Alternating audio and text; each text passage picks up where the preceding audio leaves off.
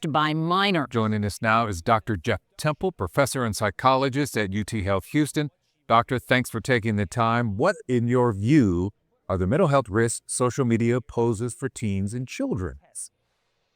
Well, first, thank you all so much for having me. And before we jump into the bad, I do want to note that social media can be good. Just this generation of kids has the world in front of them at their fingertips, more information than any previous generation has ever had.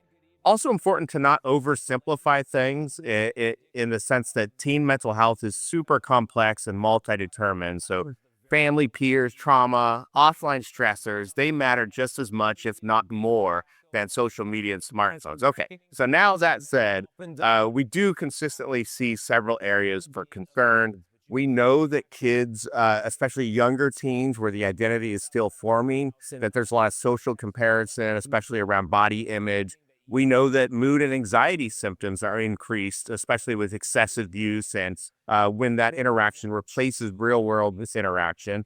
And probably one of the most underappreciated drivers of mental health problems is sleep disruption that we see with social media and smartphones. And then lastly, cyberbullying and exposure to harmful content. We know those are linked to depression and self-harm. And what this recent verdict really highlights is the concern that some platforms, they seem to feature or amplify these risks, especially for vulnerable youth. So we know the harms that you just listed for us now. So what is it about these platforms that makes them so hard for young users to put down? Is it infinite scrolling or the algorithms? What is it?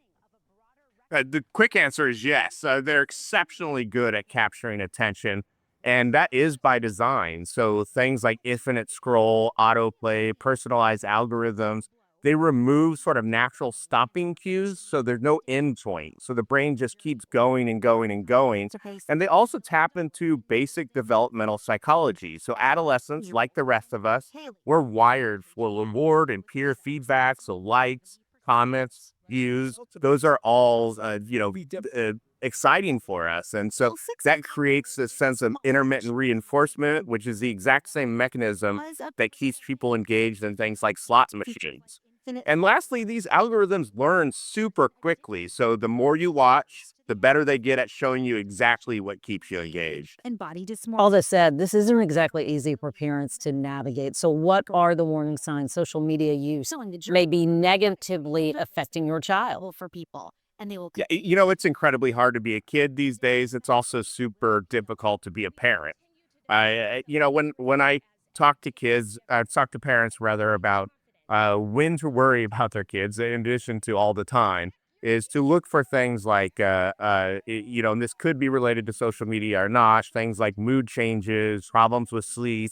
A real important one is loss of interest in offline activities, things they used to enjoy, social withdrawal in real life. So even if they see social online, and then a big one is like this preoccupation that they can't put the phone down.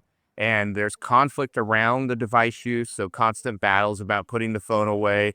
And really, the key message is for parents, again, super difficult, but is not to panic and not to necessarily ban everything, because these things are here to stay. The internet is here to stay.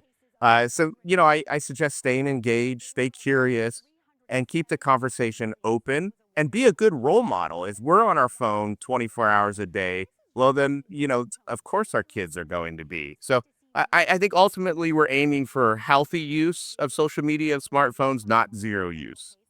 The right balance. I hear you, Doctor. Jeff Temple, professor and psychologist at UTHealth Houston.